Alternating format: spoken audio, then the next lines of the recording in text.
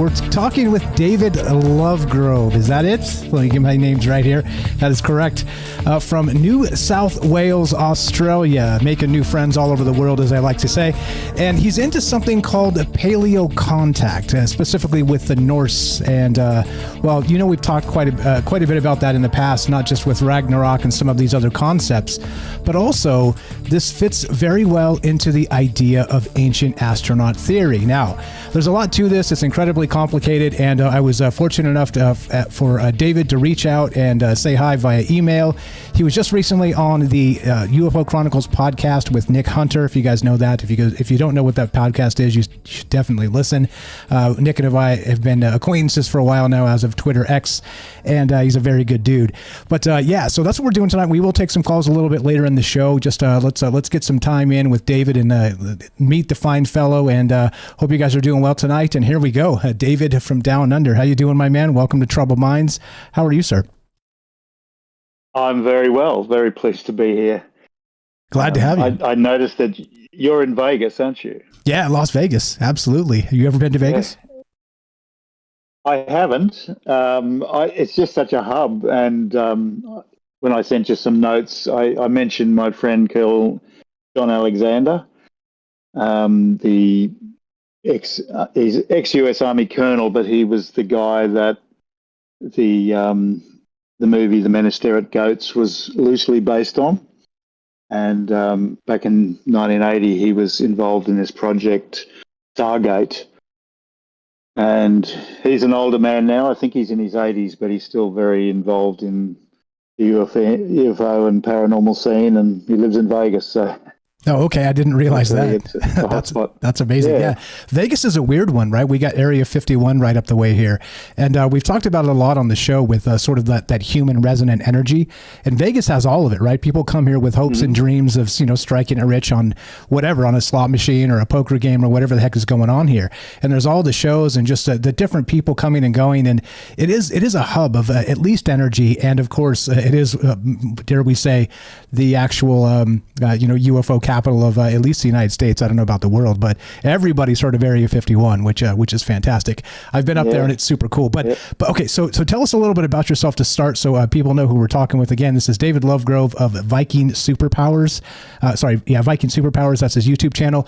All the links to find him, his Facebook and the YouTube, will be down below in the description. So please check that out and give our friend a follow here, and go check out the work he's doing. But the thing that got me interested in this, as soon as you contacted me, I was like, you had me at superpowers. And then you had to add Viking to it. So here we go. Introduce us a little bit to your work, what you've been up to, and your trip. I did listen to the UFO Chronicles podcast with you, which was incredible. I enjoyed that very, very much. So tonight should be fantastic. But let's let everybody know a little bit about the work you're doing and a little bit about the trip, and then we'll get into some of your experiences and other stuff. Yeah, absolutely. Well, I'm 66 going on 67. So I'm not a young fella, but I was born in a period in Australia where there was a lot of saucer waves. You've probably heard of the Tully saucer nest, and in the sort of mid-60s there was an enormous amount of UFO activity in Australia, particularly around where I lived in Queensland. And it's basically something that I worked out later in life, but from an early age, I always had this sense that I could sort of sense things, I could see things and things that other people didn't seem to see. And I was considered just a fanciful child, a bit of a dreamer. But, from an early age, I remember being really interested in sci-fi and really interested in what's the meaning of life. And through many different experiences, I was sort of started to become convinced that there was what I called God back then. I just felt this sort of a presence at times that felt very real. And I challenged this God when I was 12. I had all these Christian friends who were always trying to get me to be saved. And I essentially was pragmatic. I said to him, look, I can't believe in that unless I can feel it. If this thing's real, I want to feel it really strongly. And one day I sat under a big old table in my grandparents' house, and I was very influenced by a show called Shintaro the Samurai, which was a classic Japanese Jidaigeki sort of sword film for kids, like a series, but it was very popular in Australia at a time when the Japanese weren't super popular with the older folks, because the Second World War was pretty raw and close to us then. And anyway, I sat under this table and I did this ninja thing that I'd seen on the show, where I tried to slow my breathing, tried to slow my heart rate down. And I sat there and I said to this God, whatever, I said, look, I'm going to sit here till I die, or you reveal yourself. So that's the deal. I'm just going to stay here. So I remember doing that, and it seemed like many hours went past, and I did enter definitely into a sort of a pretty deep meditational state. And next thing, it was just like undeniably, boom, this like a golden, incredibly blissful, powerful presence hit me. And in my 12-year-old way, I just went, wow, you're real. So I became a very devoted little Christian, and I sort of lost a lot of friends at school because I was just telling them, God's real. And Australians are not all that religious. Generally, they're not really big on church, etc. So I just learned to keep it to myself. And then after I left school, I went, like most guys, fairly wild, started surfing, living the 70s countercultural lifestyle. And when I was 22, 1980, I had what I believe was a near-death experience. And, we could talk about that later if you wanted to. I've got some pretty interesting stories from that. But that was a really, really life-changing, profound experience. And after that, I noticed that things happened around me and people felt stuff around me. It wasn't just me. It was like third parties would go, oh, my God, what's that? What's that energy, that experience, whatever. And so sort of fast forward through my life, I ended up becoming a fine artist and just endlessly drawing and painting. And I discovered that was a type of meditation I didn't expect. I'd go into a no-minded state through just drawing all day. Then I started practicing yoga. Then I started practicing Chinese Kung Fu. And all these things just, over the last 30 years have been a big part of my life, and sort of the way I've tried to discover, what's going on. Getting to the Norse thing, as a kid, I was a very, bookish kid, and I remember reading Eric von Daniken in 75, maybe earlier, 73, 74, reading Chariots of the Gods and being really quite impressed with it. And so I've kept that interest, but after I had that near-death experience, I became like a lay pastor for a couple of years. I was actually really, really into Christianity, and I was in a sort of a mission to the counterculture, like telling the hippies about Jesus and the surfies and whatever. But after a couple of years, the theology of it started to get big cracks in it, and I eventually left. I thought, this is not the full story. But I basically stopped looking at the Bible or thinking about it. And then a couple of years ago, I found this guy on YouTube called Paul Wallace, who had been a Church of England minister, like a fair dinkum reverend, for 35 years. And he was talking Von Daniken sort of things. And so I got really interested. Then I realized he was an Aussie with a bit of an English accent. And then his thing was that he was retranslating the ancient Hebrew and finding that words that routinely translated as God or heaven or angels, or the presence of God or the Holy Spirit or the glory of God, these words actually didn't mean those things. They seemed to be talking about powerful beings, multiple beings, instead of one God, there was like these Elohim, there's very many powerful beings. And I got really quite interested because I sort of knew the Bible back to front. And as I listened to this guy, I thought, yeah, this guy's not full of crap. This has got legs. So I started researching that. And then the Viking Age has been my nerdy passion since I was a kid as well. And something I always loved. And I just suddenly thought, well, I wonder if they've done the same thing to the Viking myths.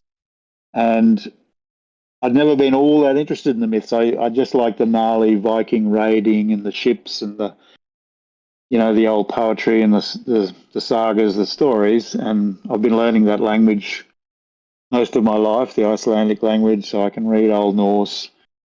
And so I just started doing what Paul Wallace was doing, and straight away it was like, yes, they're doing the same thing. They're translating heaven for words that actually mean the sky, or seem to be literally saying outer space. They're literally saying above the sky where the planets are. And the word gods that they were translating, the Viking gods that everyone knows, Thor, Odin, Freya, Loki, whatever, they are literally mortals like the Greek gods, but they're specifically called Aesir. That's plural, and then the singular is Aus, and women are Ausinir. That just means, what does it mean? Snorri Sturluson, the guy who wrote the myths back in 1300 or 1200, actually, he considered that they were Asians. So I started looking into that, and I discovered that Asia, like Turkey, used to be called Asia, Asia Minor in the old days. So okay, perfect. So that's a lot to tell you. Yeah, there's a lot. So let's put a pin in that. We'll get back to that because I found that incredibly fascinating as well with the Troy aspect that you were talking about. Again, so if you guys want to listen to a first part of this is kind of a part 2 of this is again episode 301 of the UFO Chronicles podcast. Not here, of course. This is Troubled Minds, but this is where I met David here, and he had a great conversation with Nick Hunter.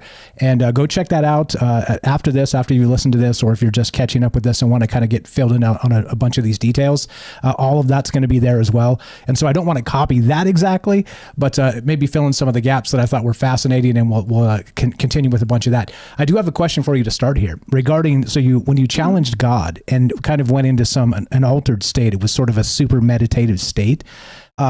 You really hadn't been an experiencer before that. You think that's kind of what woke this energy, or the ability to perceive things probably greater than you did? Was that the moment when this changed for you?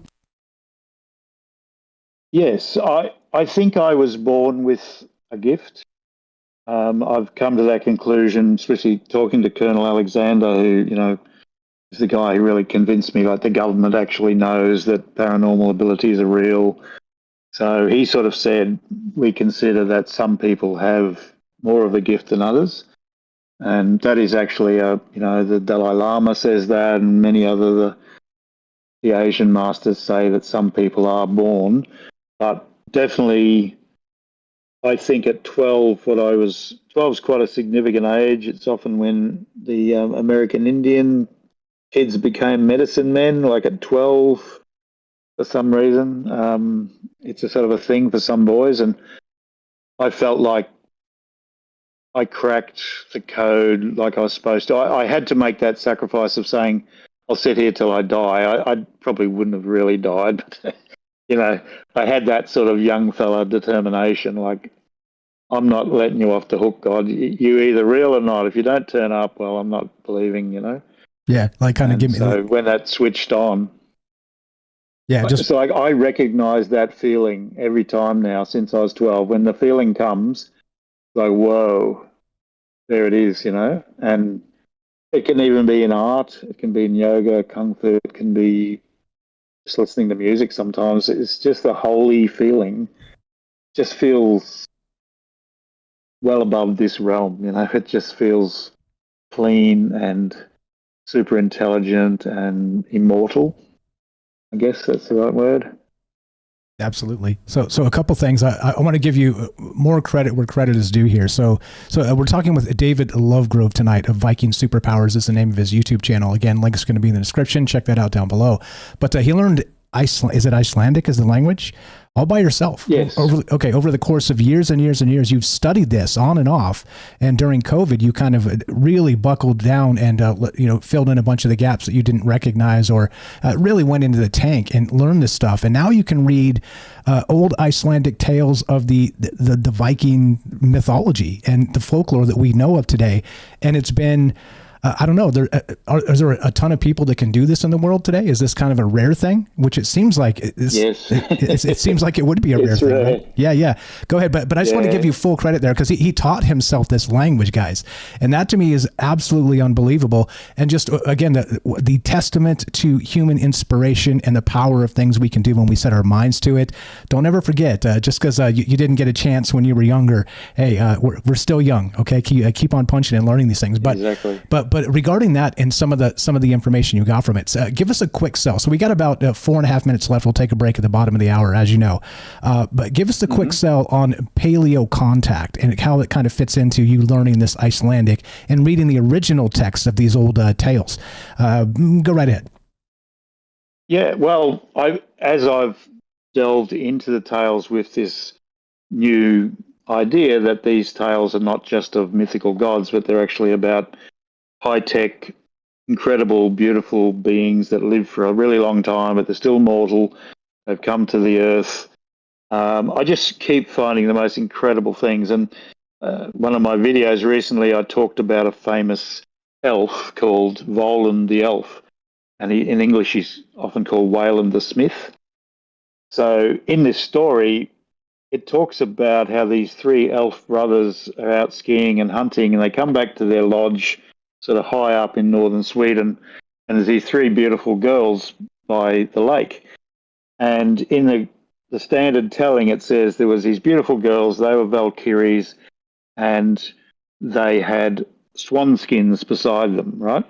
So that's the general way they tell this. But when I go into it, I discovered the words for swan skins are alpta hamir, and alpta means swan, but hamir means a shape. It's usually translated as like a coat or a skin, but really in Norse it just means a shape. And I'd found this Orenhammer, which means eagle shape, Valshammer, in other stories that seem to me like flying craft. So these three girls have got these crafts. So I'm looking at this story, and then I see in the Old Norse poetry this word, and the word is Alvitur, it's two words, Alvitur Unger. And it sort of means like wise young women, but when I went into one of the best translations by a real scholar, he actually translates this young alien creatures. He says, they found beautiful young alien creatures sitting beside the lake, and beside them were these swan shapes, which I think of really cool little flying craft. And the girls stay there with these guys for several years, and I think the girls taught them high tech. And then the story, the girls leave.